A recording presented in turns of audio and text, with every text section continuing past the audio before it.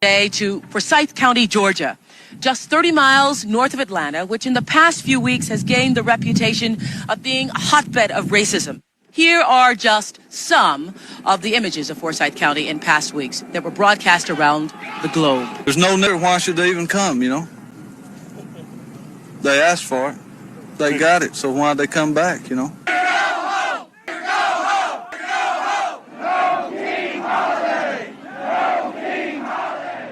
Somebody tell me, where did the people who come from who were shouting, "Nigger, go home"? They came from where? Yes, ma'am. They came from, my name's Frank Shirley. I'm the head of the committee to keep Forsythe and Dawson County white. Let him speak. Please let him speak. He has the right to speak. Okay, the news media is covered up. There were thousands of white people that came out to join our white people's protest. This is the largest white people's protest against communism and race mixing in the last 30 years. The news media has deliberately covered up the nature of the Brotherhood marchers, many of whom are outright communist and homeless, and our organization was the only one that dared take a stand against them. They brought in thousands. You're not just anti-black, you're also anti...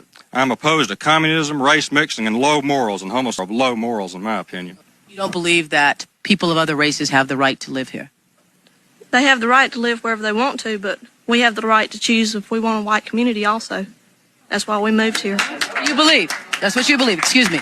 Why is it that there are people in this county, obviously, who are afraid of black people? What is it you are afraid black people are going to do? I mean, that's what I'd like to know.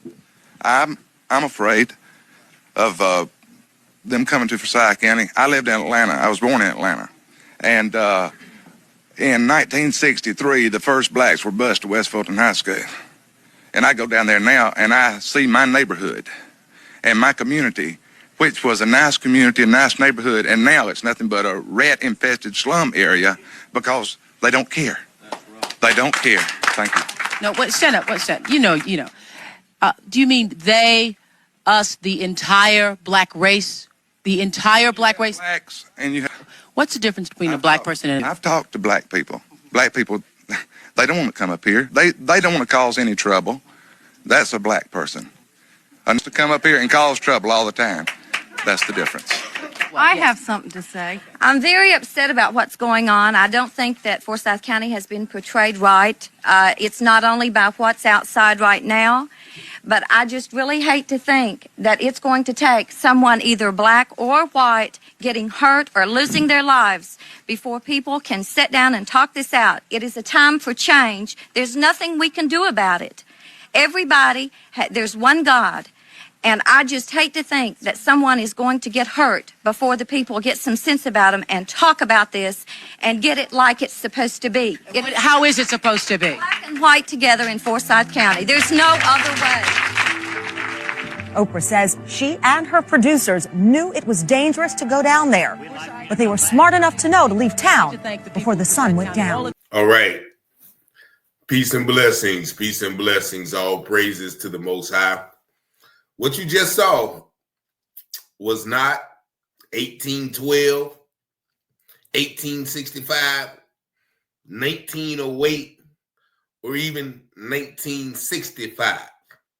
What you saw was people in the year of our Lord, 1987.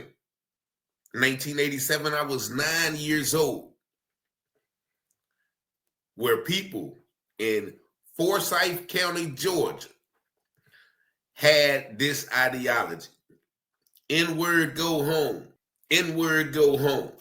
Having protests. Literally in the late 1900s. Less than 40 years ago. So to all those who say that racism has went anywhere, where has it gone? Where has it gone? I was 9 years old. I was living during this time. And I'm shocked because now I feel like I'm from the 1960s. But this happened in the United States of America.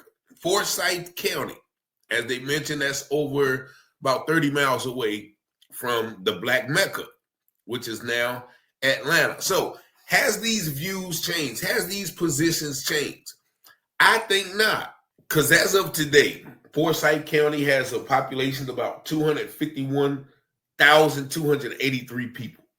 Of those 250,000 people, only 4% that live in that county today are black. You got 64% white, 17% Asian, and 10% Hispanic. So I guess they have grown more tolerant of Asians or Hispanics, but only about 10,000 people live in Forsyth County today. Now, at the time of that recording, no blacks had lived in that county for over 75 years, since the year of 1912. And so I guess, I don't know what was the premise to that show. I guess this was in response to the largest white people's protest that Frank Shirley just stood up and, got so brazen. Yeah, I'm the head of the white people's committee to keep Forsyth white. Now, he said Forsyth and Dawson County. Now, I just had to look up Dawson County, and Dawson County evidently has been maintained white. So Dawson County has 87% white people, 0.75% black people, and the rest Hispanic. And they have more Hispanics than black, but they got about 27,000 people in that county, and only 200 of them are black. And I don't know who those 200 black people are, but I guess they have maintained the patience of Job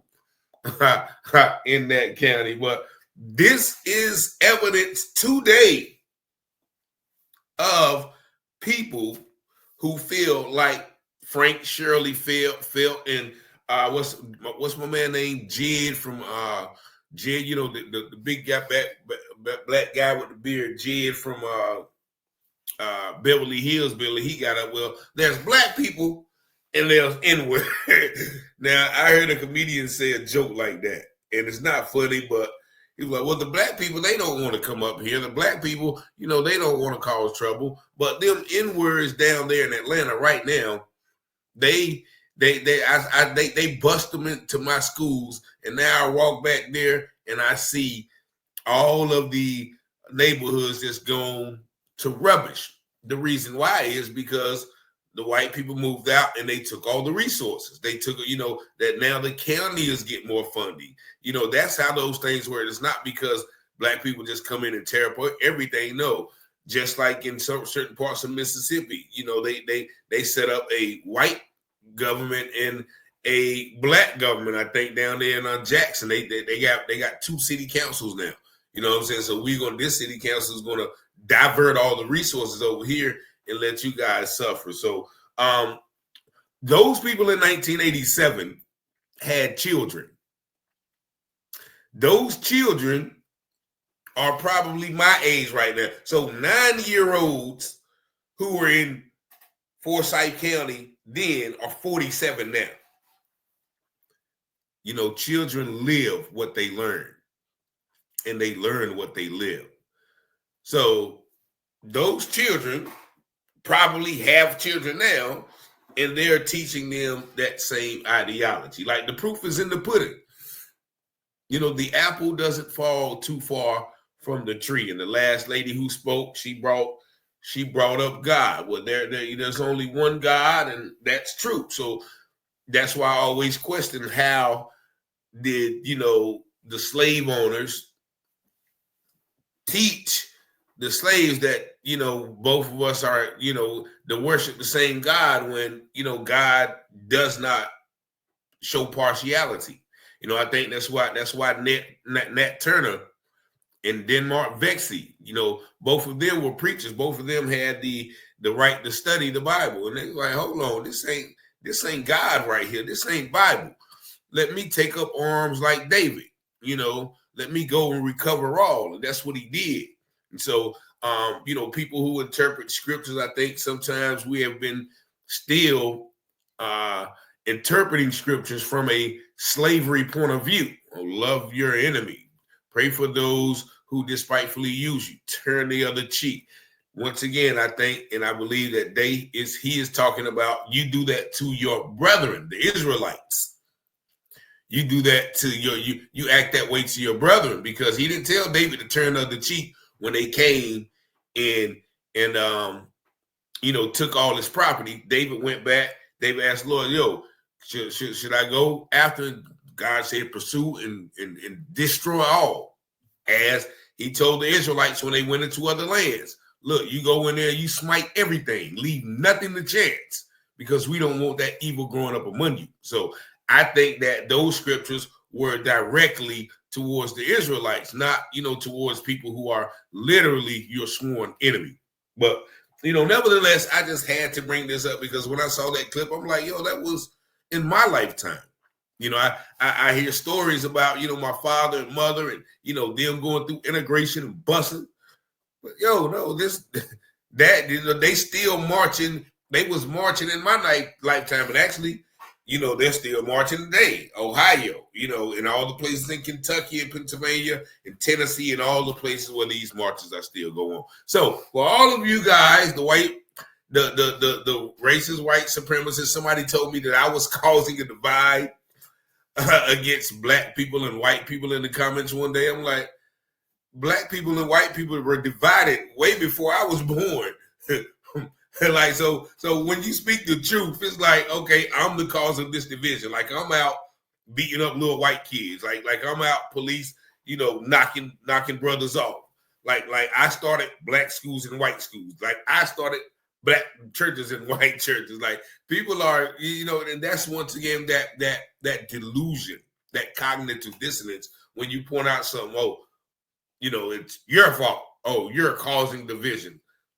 We're already divided, so I just have no answer for those guys. But yeah, this was 1987, man. Shout out to Oprah. And as you said, as you heard that they said, well, the producers thought it was dangerous for her to go there, but she was out by sundown.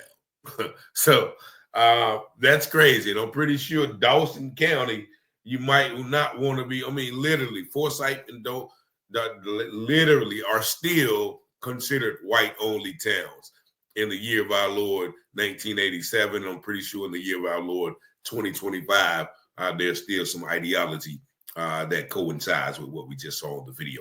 Y'all let me know what y'all think in the comments. 919-587-7782. Thank y'all for watching. Peace and blessings.